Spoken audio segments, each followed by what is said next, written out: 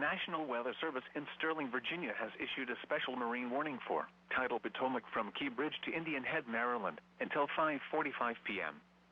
At 4:15 p.m., a gust front was located 11 nautical miles west of Key Bridge, moving east at 30 knots. Hazard, wind gusts 34 knots or greater. Source, radar indicated.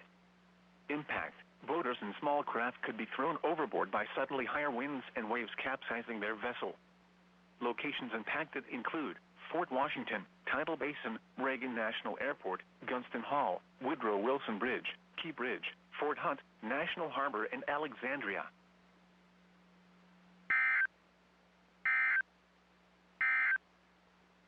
A severe